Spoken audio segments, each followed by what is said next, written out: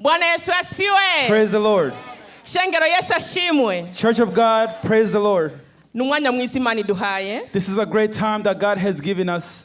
Imana iduhaye ngo tube twumvise ijambo ryayo. So that we could hear His word. Ubwambe buyatuzigamye mwaka wose tugira urangire. First of all, God has protected us and the year is about to end. Imana yabanye natwe. And God was with us the whole time. Kuba turi kwa ino saha. For us to be on this hour. Subuhanga bwacu. It is not because of our ability. Simbaraga zacu. It's not because of our strength. Nta bwenge bwacu burimwo. There's no knowledge of our own. Ariko ni Yesu Kristo. But it's just Jesus Christ. Hallelujah. Hallelujah.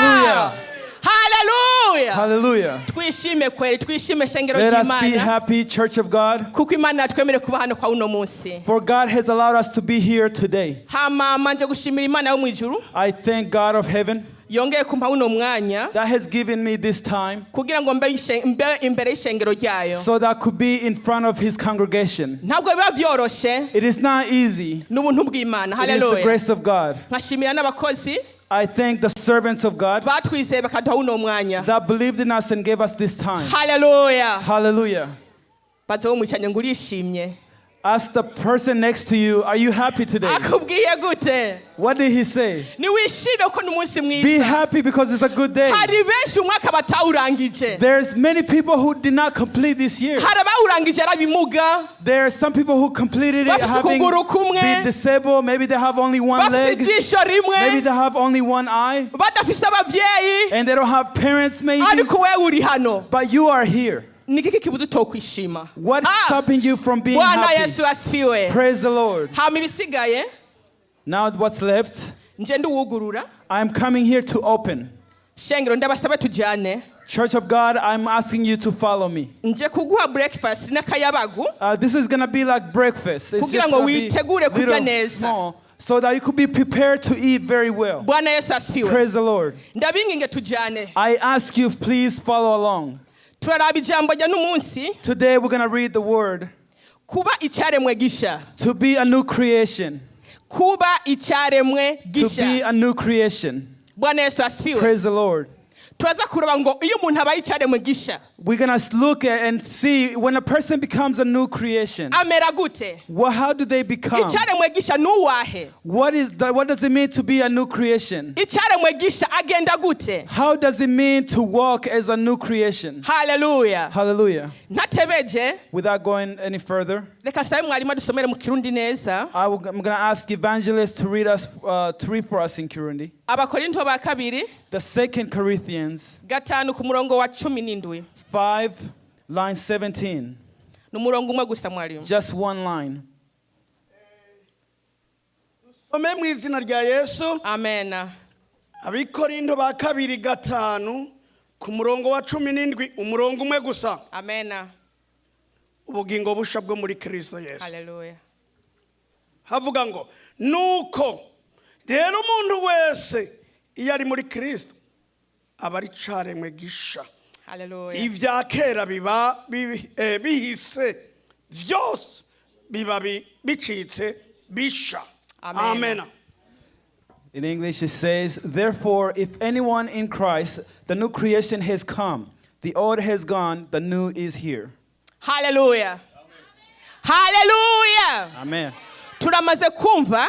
We have heard icyaremwe gishuwariwe. What it means to be a new creation. Ijambo ry'Imana itubwiye ngo. The word of God just told us icyaremwe gisha. that a new creation ni kuba muri Yesu Kristo. is to be in Jesus Christ. Iyo uri muri Yesu Kristo. Once you are in Jesus Christ, ububaye icyaremwe gisha. you have become a new creation. Bwana Yesu asifiwe. Praise the Lord. Iyo wakiye Yesu Kristo. Once you have received Jesus, ahindura ubuzima bwawe. He changes your life. Iyo wakiye Yesu Kristo. Once you receive Jesus, ahindura ingendo zawe. He changes the ways you walk. Iyo wakiye Yesu Kristo. Once you have received Jesus, ahindura n'igenda ryawe. He changes the way you walk. iyo wakiye Yesu Kristo Once you have received Jesus, ahindura n'iyambara ryawe He changes the way you dress. kuko ubaye icyaremwe gisha Because you have become a new creation. ibya kera biba byarangiye. The old has been gone. Bwana Yesu asifiwe. Praise the Lord. Ndabasabe rero I ask you, tugiye gutangura umwaka we're mushasha going to start a new year. tubi ibyaremwe bisha. Let us be new creations. Akira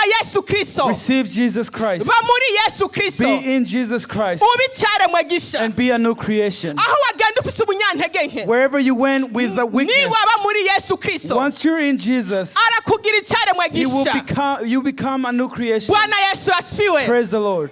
Wahari umunyantege mu bikorwa by'Imana, Maybe you had weakness in the work of God. injira muri Yesu Kristo Just enter into Jesus akugira icyaremwe so He gisha, could make you a new creation. uhinduke. Just change. Niyo abantu bakubona And once people see you, bakubona ko wahindutse. let them see that you have changed. Bwana Yesu asifiwe. Praise the Lord. Turazi umuntu We know a person muri Bibiliya, in the Bible. hari umugabo umwe yahuye na Yesu Kristo, There's a man that went to Jesus. ibyo byose birahinduka. And once they meet Jesus, things ubu change. se wundi ni Zakayo. This is Zacchaeus. Zakayo ngo yari indyarya, Zacchaeus was something that he ate. yakunda kurya rushwa, He loved to eat.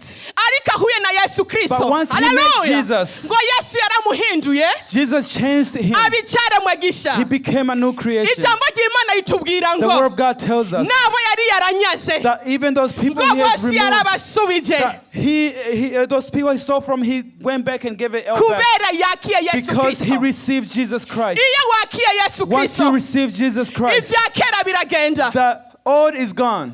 Iyo wakiye Yesu Once you Kristo receive Jesus Christ, ubusambanyi buragenda. any adultery that you commit is Yesu niwe gone. agutwara. Jesus is the only one that walks you. Yesu aba umurongozi wawe. Jesus becomes your leader. Iyo wakiye Yesu Kristo Once you receive Jesus Christ, urugo rurahinduka. your house changes. Iyo wakiye Yesu Once you Kristo receive Jesus Christ, urugo rugira amahoro. your house becomes in peace. Ahatari urukundo Where there's no love, hakaba urukundo. there's going to be love. Ahatari ukumvikana Where there's no Hakaba agreeing with one another, ukumvikana. they're going to be agreeance. In each umutima other. utagira amahoro And a heart with no peace ukagira is going to amahoro. have peace. Umutima utari wishimye A heart that was not happy ukishima is going to be happy kubera uyu Yesu Kristo. because of this Jesus Bwana Christ. Yesu asifiwe. Praise the Lord. Hari uwundi yahuye na Yesu Kristo, There's another person who met Jesus. n'uwundi mugabo muri Bibiliya nawe It is also another man in the Bible. yitwa Sawuli.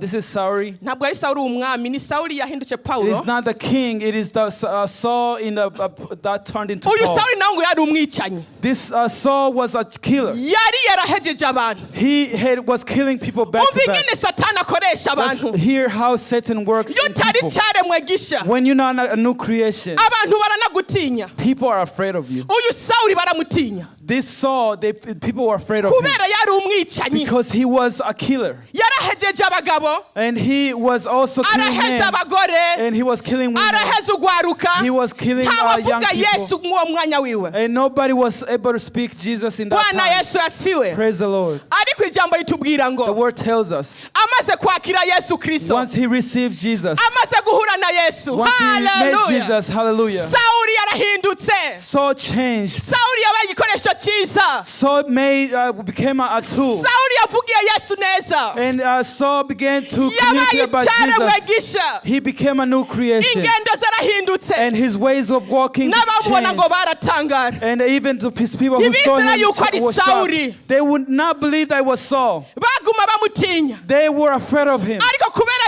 Yesu yinjiye muri But we, because Jesus had entered him, yarahindutse, everything changed. aca bugufi, And he became aba humble. umuntu mwiza. He became a beautiful Iko person. iminsi ngo yagumye igenda, And as days passed, abantu baramurindutse, and people baravuga became ngo seeing the yakiye change. Yesu, And they say he has received Jesus araboneka ngo Christ. yakiye Yesu. And people who heard him, they Isi say he iramenya has ko received Sawuli Jesus Christ. yakiye Yesu, And they say he has received Jesus ngo truly. n'izina ryiwe ryarahindutse, And even his name has gaca changed. yitwa Sawuli, gaca yitwa Paulo. His name changed to Paul. Yaciye yitwa nde Paulo. His name changed to Paul. Ni ukuvuga iyo uhindutse When you change, abantu barakubona. people see it. Nimba utakunda uraganira neza n'abantu if you did not converse with people very well, ubu umuntu uganira neza you n'abantu you began talking very well with people. nimba uri umuntu And utaramukanya if you're a person who does not greet anybody, ubu umuntu you uramukanya become a person who greet other people kuko Yesu n'urukundo because Jesus is love. ukabona umuntu yirata yishima ataramukanya And you will see a person that is always that is happy but does not greet uyo anybody. ntarabicaremwe gisha That is not a new creation. ukabona umuntu aririmba akiboregwa And you hear a person that is singing and they're still being drunk. cyaremwe gisha That is not a new creation. hallelujah Hallelujah. uyo si cyaremwe gisha That is not a new creation. uwabaye cyaremwe gisha A person that became a new creation, akora ibyo Imana ishaka they do what God wants kuko Yesu niwe amurongora because Jesus is the one that leads Yesu them. wacu n'amahoro Jesus is our peace. Yesu wacu n'urukundo Jesus is love. Yesu wacu n'umugwaneza Jesus is our happiness. Yesu wacu n'umuhanuzi Jesus is our counselor. Yesu wacu aratabara And Jesus is always saving. hallelujah Hallelujah. iyo utamufise rero ibyo ntabyo ushobora When you don't have Jesus, you're not going to be able to do that. niba wabona umuntu akora ivyo And when you see a person that does that, usumenye ko yakiye Yesu Kristo just know that they have never received Jesus. usumenye ko yabaye cyaremwe gisha Just know that they have become a new creation. shengero Bwana Yesu asifiwe Praise the Lord. turi kumwe Are you following? tugora amaboko ndako turi kumwe kweli Wave our hands if you are following along. Imana ibaha May umugisha God bless you. hallelujah Hallelujah. hama twabonye ijambo ry'Imana ngaha We see the word of God here, byongeye kutubwira ngo and the word of God tells us ibya kera birarengana the old has gone. yakare yanapita The old has gone. hallelujah Hallelujah. ngo bikaba bisha It becomes new. Bwana Yesu asifiwe Praise the Lord. mkiswara vango yakare yamepita tazama yamekuwa mapya And all has become new. hallelujah Hallelujah. nukuvuga yuko iyo umuntu uri mu bya kera When a person is still in the old, uba uri mwa inosi you are here on the uri earth. umunyamahanga You are a person of the world. uba ukora iby'abanyamahanga And you're doing the things that the sinners do. ibya kera ijambo ry'Imana ritubwira What the Bible tells us. ni iby'abanyamahanga bataramenya Yesu It's the things that the sinners have not known yet. bamwe bazi yuko Yesu ntawe uhari Some people know that Jesus is not there. bamenya ngo nta juru rihari Some people believe there's no heaven. bamenya ku isi They know that in earth ni ukubaho neza it is to be here in a well, kurya neza is to eat well, kwambara impuzu zizimbye cyane and is to dress very kubana inzu expensive y'ama clothes, etaje and to have a really big house, kubana imiduga isimbye to cyane have a very expensive car, kugira mu ndege rwose bagenda mu isi yose and also to go in the to take airplanes and to travel around the world, kurya neza no kunywa neza to eat well Hallelujah. and to drink well, kurongora no kurongogwa and to even to marry or be married. abisi nivyo bazi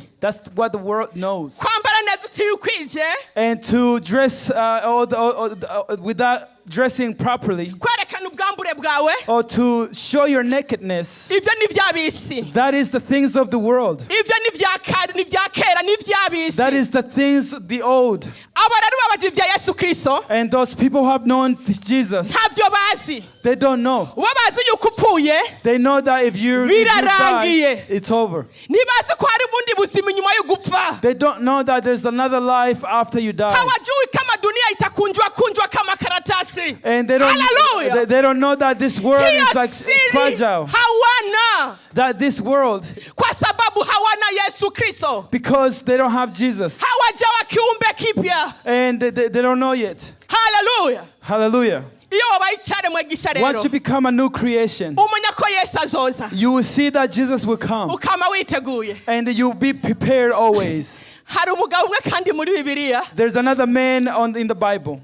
ngo ari umutunzi cyane He was a very rich man. ngo uyu muntu This person, yambara neza he dressed well. ngo yambara impuzu zirangi And he wear different clothing, different colors. ndibaza mu gitondo yambara ikara And I know in the morning he wore a certain color. ku mutega akambara iyindi And rangi he would change the color in the afternoon. ndibaza ku mugoroba akambara iyindi And even in the evening he would change it kuko to ngo yari another color. umutunzi cyane Because he was very, very rich. ariko igitangaje That what's shocking. ntiyigeze amenya yuko ubwo butunzi buzahera He never saw that that wealth was gonna end. ntiyigeze amenya yuko azapfa He did not see that he was gonna die. ntiyateguye ubugingo bwiwe He did not prepare his life. yanezerewe n'ubutunzi bwa inosi He was happy with the richness of this nk'uko aba world. kino gihe babyishimiye Just like today. nk'uko aba kino gihe gihe biryamiye Just today, like people are sleeping. nk'uko bakino gihe batazi ko isi Just igiye like kurangira today, people don't know what's going on. nawe niko yari He was the same way. ngo yabana n'umukene He was living with a poor person, umukene rwose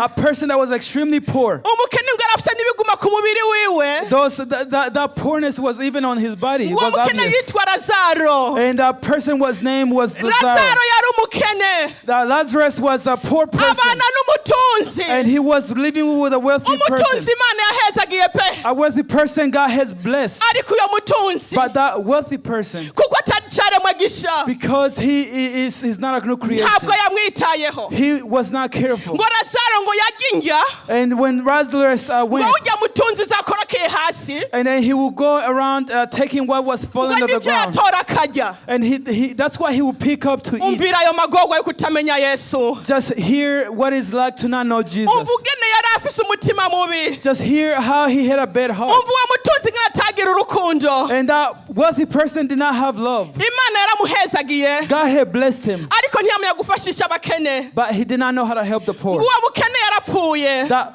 poor person died. yigira mu ijuru He went to heaven. ngo mu gikiza cya aburahamu And then when he was with Abraham, haleluya hallelujah, hama ngo wa mutunzi apfuye when the wealthy person died finally, ngo yagiye mu kuzimu he went to hell. haleluya Hallelujah. yagiye kubabazwa He went to be tortured. yarababajwe cyane He was tortured a lot. ngo arangamize hejuru And then when he looked up ngo aramubona lazaro and he saw Lazarus, ngo mu gikiriza cya and aburahamu then he was with Abraham, ngo aramubwira lazaro and he told Lazarus, he lazaro said, Lazarus, ndababaye aha I'm hantu very hurt here. enda ntabara Please save me. genda mu rugo iwanje Please go to my house. genda mu miryango yanje Go to my family. genda ku mugore wanje Go to my wife. genda mu bana banje Go to my children. genda ku barumuna banje Go to my brothers. genda ku bakuru banje Go to my older siblings babwire and tell them, ntibajya ahantu ndi don't go where I am. babwire Tell them, bakorere imana yo mu ijuru serve this God. babwire And tell them, iyi si izarangira This world is going to end. babwire Tell them ukuzimu kurahari that there's hell. bambwirira ntibazi no And then tell them not to aha come hantu here. ngo harababaje Because this place is very hurtful. ndababaye cyane I'm very hurt. umva lazaro Lazarus.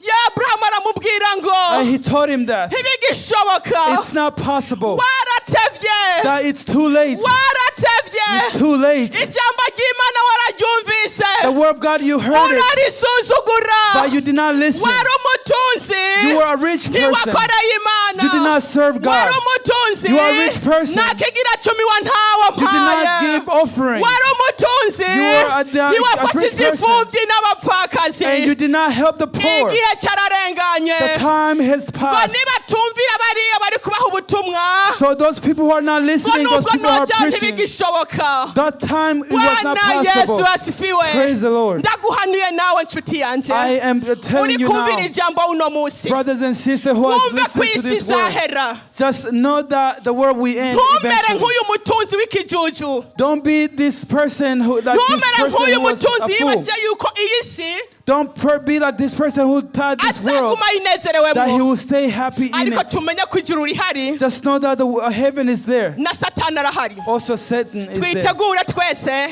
Let us be all prepared twakire yesu so kristo that we can receive Jesus. abumvise amajambo mwese Those imana people who have received ibahezagire this word, may God Amen. bless you. Amen. amen